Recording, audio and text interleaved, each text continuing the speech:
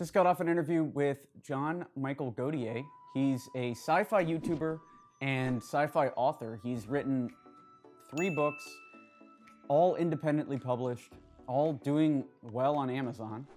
And we talk a little bit about that. We talk about his business model, which is talking about science and sci-fi on YouTube. He's got over 200,000 cumulative subs. We talk about monetization strategies, why he got into it. And basically, I was just very interested in this guy's business model because he is doing niche marketing, meaning he makes videos for a specific type of person, the nerd, like me, sci-fi nerd. And it's not your typical niche. It's not something like make money online or fitness or something like that. He hits people that want to learn. And so here's my interview with Michael Godier.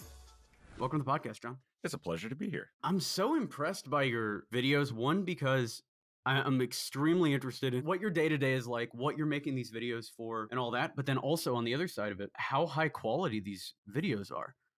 Because it's always clean audio. You've always got music behind there. Is there a team behind this, or is this you? Well, let me ask the regular question. Why are you doing this, and kind of what are you doing? What goes into these videos? Well, the whole thing actually happened accidentally, believe it or not. I had intended originally to start a podcast, believe it, if you can believe that, and not YouTube. And the podcast fell through. So in early 2016, I thought, well, I want to promote books and I want to do some kind of content that people might be interested in. And I was originally going to do like a science fiction based channel where I was just going to talk about classic sci-fi. At the time, I've been an amateur astronomer for over 30 years, and I follow papers and everything very closely, the developments within astronomy. And I thought it was a huge story at the time, the story of KIC 8462852, which was the star that was dimming inexplicably. And one of the options on the table for what it was, and this didn't turn out to be what it is, but was that it was an alien civilization that was actually building megastructures around the star, and that those structures were causing dips in the light. Well, I went on YouTube and I looked around for content to see if anybody had done any decent science videos on it, and no one had.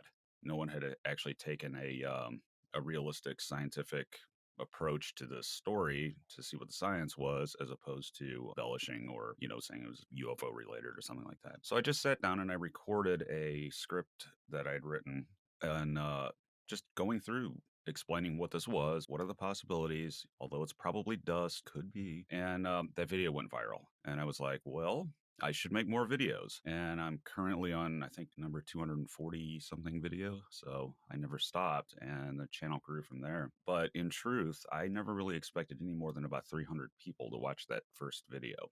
And it ended up being hundreds of thousands. And I have some videos now that are several million views. So it was an accidental starting of a YouTube video career. Where do you think this traffic's coming from? I think mealtime videos, or maybe you were just on the front page one time. It comes from multiple sources. Reddit is a good example, is a source that, is completely separate from YouTube. So that is an organic audience. When people post my videos and threads over there, that is an organic audience, but that is not the biggest. The biggest is the great Google-YouTube machine and their algorithms. And once you satisfy certain criteria for their algorithm, you get promoted, essentially. They start putting your videos in people's suggested lists and things like that. That's really what grows a YouTube channel. What's interesting about yours is, at least, so I'm in the marketing space. So when people talk about starting a YouTube channel, usually it's something about like making money online or maybe an education channel. But yours is like, you found this niche that's so unique. Like, who's making videos about that meteor? Or who's making videos about what the organic composition of alien life is going to be? It seems like, I know there are a couple people now, just because I did some research, and I've seen your videos linked around, but it's something I never would have even thought of as being, I guess in marketing terms, like a lucrative thing, something where you can kind of support yourself. It's sort of a similar thing to marketing in a way, because you're filling a niche, and the only reason that people watch me or listen to me was because I was talking about something that no one else was. And the only way that I could do that, or knew to do that, was because I was so hyper immersed in scientific papers, reading them, and they're all online nowadays, so you see every one. And there are groups in universities actually where the faculty will get together with the undergrads and everybody else, and they'll sit there and read the archive of papers that came out that day over coffee and discuss the concepts that have been tossed out by scientists. And that's what I was doing. I was reading that every day, every weekday, and it's actually huge archive run by Cornell University. And all of these astrobiology papers and all of the other things that I cover, exoplanets, discoveries, everything, they appear on this archive every day for free. And anybody can check them out. And that's what I was doing. And since I was hyper immersed in it, I was like, well, I have access to make videos about all this stuff. And I would typically, on a short video, I would cite the paper and the scientist. This is what he's saying, or this is what she's saying. This is what the idea is, and this is what it could mean for everybody else. And having a background as an author, I was able to write that fairly succinctly, I guess. And that was part of the equation too. Do you think about the audience, or who do you picture the content being written for? The content is written for people with, I assume, one thing, that people that listen have a basic scientific literacy. In other words, they've got at least high school science and they're interested in science and have a basic knowledge. That way I don't have to explain every little thing. That's for other channels to do, which there are many that do it very well. So that's the only assumption that I make. As far as the actual audience, I don't really shoot for anybody in particular, but as is natural for what I'm doing, you end up in this demographic where it's 24 to 50 years old, and that's about all you really know. But really, in all truthfulness, the channel is for everybody. Anybody that's interested, it's for you. Yeah, I was thinking about basically in terms of the wording you use and everything. It does seem like it's not advanced, right? It's not super targeted towards real PhD scientists, although they could get behind it. That's what I was thinking. Maybe who you had in mind. So that's cool. It's a little wider of an audience. I would actually say I'm looking for the visionaries in this world, the people that are willing to imagine what might be out there based on the real science of reality. And I suppose I'm looking for the dreamers, I guess you could say, but that's what all science fiction authors do. What were you doing as a day job when you started this? I know you were reading these scientific papers. What's your story there? I actually was an entrepreneur, just making a living on selling stuff on the internet. And I specialized particularly in like numismatics, which is selling high-end coins to collectors. I still do that from time to time. I just no longer need to. YouTube is my full-time job now. I basically have done nothing but entrepreneur stuff on the internet since the 90s. I love that idea because this is kind of the dream. This is the dream for a lot of people. You get good at one skill that generates money, the coins. You're able to free up some time and then you just do whatever you love doing and then turn that into a business as well. Sometimes I feel guilty because I really do have a very cool job that I built for myself accidentally. How does the promotion work with the novels? Does it fit together pretty well, or how does that correlate? How does that work together? It actually does. It works really well. If you look at a lot of channels on YouTube, they go for sponsorships. And one of by far the biggest sponsor, maybe I shouldn't say biggest, but they're huge, is Audible, which is an Amazon company, and they sell audiobooks. So they're going out and having content creators on YouTube. They're paying for slots in their videos in order to sell audiobooks, and it's working for them. And they sponsor all kinds of people. So as a vehicle to sell books, YouTube is very, very good. And I never have bad sales months anymore for what my bar is of selling books. But the fact of the matter is that the real money on YouTube is Google AdSense, which is monetizing your video with ads from Google. That makes up the lion's share.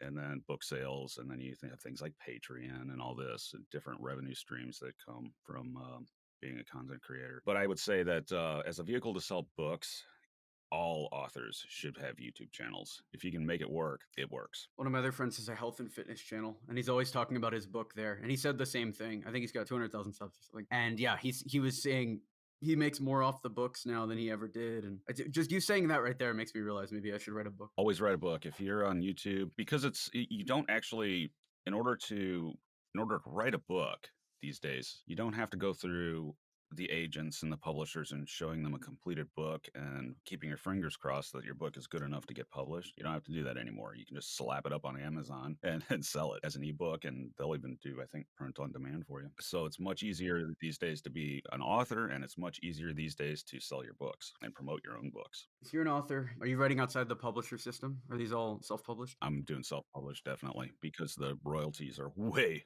way, way better. Especially someone like you who has a platform. Exactly. That was the whole point, was to promote my sci-fi books through my own platform and be completely in control of the entire process. This is not the case if you go through agents and everything else. And you end up sort of coming up through the backside of things in the end anyway, because once your book gets big, then the publishers want to distribute it for you. So you end up in a different position. That actually happened, as I recall, with it was a New York Times bestseller that was self-published on Amazon called Wool by Hugh Howey. And he completely self-published it, but once that book started selling over 1 million copies, the publishers came to him and said, we want to distribute this to bookstores for you and do it that way. Is that the one where everyone's living in the In silo? the silo, yes. I think it also happened with Andy Weir in The Martian too, as I recall. I think that was originally a self-published piece. Both incredible books. They had to be so good to break through. It's insane what had to happen. It's the age of the best sci-fi now is Amazon self-published. The best stuff is coming out there because nobody really needs a publisher now to make their money. You only need it for distribution if you're, selling copies hand over fist. So the best stuff is on there. It's just, how do you find it? That's the big problem, is how do you get people to look at your book? So some people will hang around on websites like Goodreads and things like that and promote that way in Threads, or they'll even Reddit. But my idea was do it on YouTube, which I don't know if there are any other sci-fi authors doing what I'm doing, but there's a lot of authors doing it, and it does work. It's a great platform for social media and promotion. Well, the alignment, I think, is really good because the type of content you make, it's very science-based, and it seems like it's the research you'd be doing anyway to write your sci-fi. Exactly. It is, very much so, because I write hard science fiction based in plausibility, so I'm always just researching and researching and researching. But that's really, they're both just offshoots, though, from my interest in amateur astronomy. I was just interested in astronomy and have a passionate love for it, and have since I was 10. And as I read these papers, ideas would pop in my head for science fiction novels, and I'd be like, oh, I could write a story about that. And so essentially the research spawned both the science fiction novels and the YouTube channel, because again, I'm covering these subjects on the channel. What's the business side of this look like? So for instance, when you're going to plan a video, are you doing SEO research now to figure out what is going to get the most love from Google, or what's your process there? There isn't one for the original channel. Now, I do a talk show also on YouTube, although I guess you could call it a podcast, whatever you want to call it. Now, that one, there's a lot more preparation and there are other people involved. With my original channel, it's just me bumbling along. I really don't do anything except I'll sometimes check, as I'm putting in tags, I'll check search terms to see what's popular, what are people searching for. I do that, and then I try to make my descriptions on YouTube as wordy as I can, because that also helps with algorithm stuff. But fundamentally, I just simply make the content and hope. And for whatever reason, I ended up favored from that standpoint. I wouldn't want to call myself good, but I would say that I can actually make content that's passable that people will watch. And that's really all you need, I think. What's your day-to-day now in terms of how is the business model of the YouTube channel? How does that work? And it sounds like you have multiple channels, multiple sources of income. How are you supported, basically? How's this coming together? Well, basically what I do, I get up and I get my coffee and I read the papers, as I said, as we were talking. And then I go into a writing phase, where I'll just sit with Microsoft Word open or a Google Doc or something, and I'll just try to come up with a video based on a topic that I just read a paper on, or something I'd been thinking about recently, something like that, something in science. And then from there, as soon as the script's done, then I make the video and do my recording and the visuals and everything. And then I release it. There's no rhyme or reason to it. The videos are finished when they are finished. And sometimes that can be 2:00 in the morning. I've released them. Sometimes it can be in the afternoon. That's essentially how that works. And I try to keep a certain amount of videos each month, like 4, essentially, is I try to do at least that. But other times a science story will come down the pike that's extremely hot in the media. And I'm like, well, I'm going to make a video about that. And I just do it one very rapid take, and by afternoon, I have a video out on that subject, and as a result, you get favored in search engines that way because you're the first video on that. So that's how that works. Now, interspersed with this is work for my talk show, where I have to do that. Does come out weekly, every Thursday, and that does require, obviously, I'm doing what you're doing right now. I interview people. It's a need based thing. Whenever I need to do something, I go get it done, and then I go back to what I was doing. So that's fundamentally it. And then evenings, I sort of set aside for reading books and watching sci-fi and all things like that, the things that you do. But that's actually part of the job now. So I essentially consider watching Star Trek or exploring a sci-fi novel or something like that part of the the workflow because it actually contributes to it because I do talk a lot about science fiction concepts as well. That's essentially the workflow. As far as everything else, the business side of it, it's about building and growing multiple income streams from what you're doing. And you do that again, like I said, through Google AdSense or selling advertising on your own, and also Patreon, which is a patron based service where people can donate on a monthly basis to you if they like what you're doing. And then book sales, and then it goes even further than that because you get your YouTube channel grows, opportunities start to open up, and you start getting offers to do other things like consulting in my case. So opportunities sort of come out of nowhere at you. You've heard that it's important to test your cold email subject lines to get an 80% open rate. And we've been able to achieve that pretty consistently for our clients selling into the top companies, billion-dollar brands. So how do we do that? The trick is to test a new subject line every 10 emails. The hardest part for us was coming up with these subject lines. But lucky for you, we have 50 plus subject lines in a Google Doc that you can test with your cold email campaigns. And best part, you can have that for free. To get this list of 50 plus email subject lines, go over to experiment27.com/subject. Again, that's experiment27.com/subject. What does that look like? So what are you consulting on right now? Oh, it's just things like for example, media and the media revolution that's going on YouTube. There's also things like space matters, things having to do with space, where they want an oddball opinion about something, some science fiction author. Are you talking about for movies, or is this like what? It can be comes from all different sectors, believe it or not. Anybody that thinks that they watch your channel, they like you, they think you might know what you're talking about in regards to their project. Yeah, it's happened several times. So it's like I said, the bigger your channel gets, the more exposure you get, and the more exposure you get, the more opportunities you get from people that think you might fit what they're doing. So there's that type of work. You could also do merch, the coffee cup. I have not yet pulled the trigger to make a JMG coffee cup yet. To me seems kind of... Just the fact that you said coffee cup means I know you got something in your mind's eye. Like that's the thing, because you didn't say t-shirt or anything. So you just got to do it. The thing is, I'm not really the draw of my channel. It's the content that I'm making, it's with the subject or the book, and I'm not really all that interesting. So I was like, do I really need a coffee cup, and who would buy it? So that'll be interesting to see. If I sell 0 coffee cups, then I know nobody nobody cares about what I'm... Well, I would buy a coffee cup of like any of the random elements. Like I know you were saying in some of your videos how aliens are made of like these random elements, or like if they're nitrogen based, or like just some kind of weird, super nerdy thing. Like, I'm gonna have to sit down and think on that. That's a good idea. I could make a Dyson Sphere coffee cup. Onto the novel. So Salvagers, Rescue at Io Supermind. I make indie films and I write them. I just made one earlier this year. And my biggest thing when it comes to indie films is I have no idea if it's good or not, because I'm not like pitching it to anyone. Like I'm showing it to friends and stuff, but I'm not pitching it and getting turned down because I already tried that and it sucks. Too bad for me to try and keep doing it. Works the same with publishers. How do you make sure your books are good before you release them? That is, never release your book unless 10 of your friends have read it, type of thing. And I'm blessed with an editor that can actually go through and copy edit better than I can. Never copy edit your own book. Always have somebody else take a look at it. And if you do that, you have a copy editor, and then you have a sounding board of people, which I do, that will read it, then you're good to go. Otherwise, you always have to have a second set of eyes somewhere. Yeah, I've got a couple friends that are watching it. I have another editor that's doing it. So hopefully this movie won't turn out like garbage. Oh, you should be all right. With a movie, I mean, it's actually, in a way, you have a completely different palette to work with a movie because you can visually show stuff. And this is why authors tend to make terrible directors, is because we tend to explain and exposition and all this stuff that you wouldn't do in a movie that you just simply show. And there is definitely a different set of tools that you can use in that genre. How do you see the writing process? Do you aim for a book a year, or what is your concept when it comes to writing the sci-fi? Ostensibly a book a year. Given the time that I have for writing, it's a book a year. And I would actually feel bad if I didn't get a book a year out, of course, but I don't need to do any more than that. There are some people that were extremely prolific. Isaac Asimov released like a book a month, something like that. And he would books would fly out of him. Or Stephen King, I think at his height, he was doing 2 a year.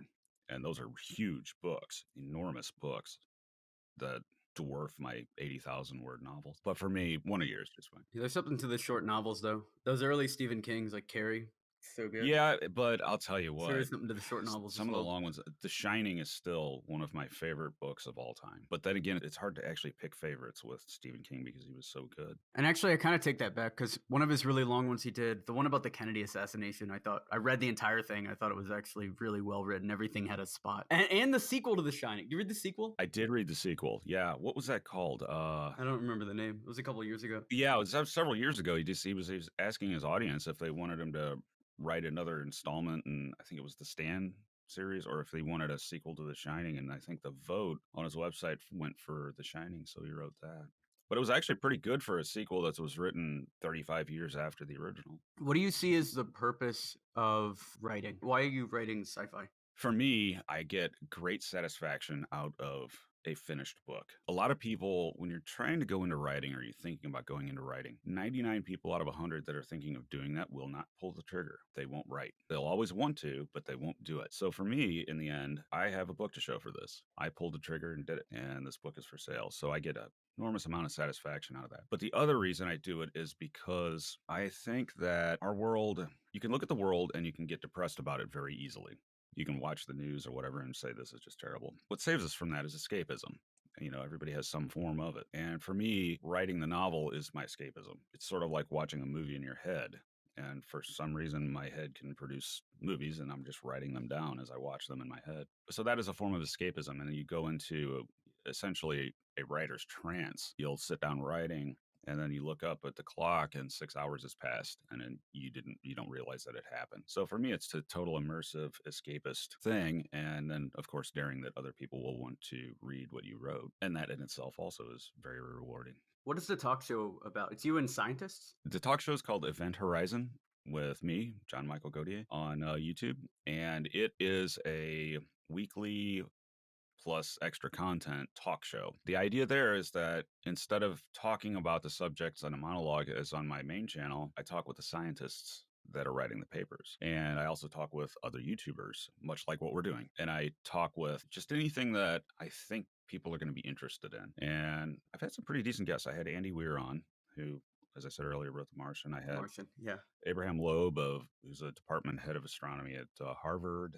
I had Tim Russ, who's a Star Trek actor, played Tuvok on Star Trek Voyager. We just sort of target these guests that we think will be interesting and do essentially an hour-long interview with them, and then go from there. And then we edit and produce the video, which the video's added with visuals. One of my team members is schooled in professional filmmaking and went to film school and all this, and so he puts all these visuals in there, and we just sort of release it as a podcast plus, I guess you might say. Essentially highly produced content. And it's working very well. The channel has over 40,000 subscribers so far, and it only debuted in, I think, September. How does that compare to this channel, to your main channel, your first channel?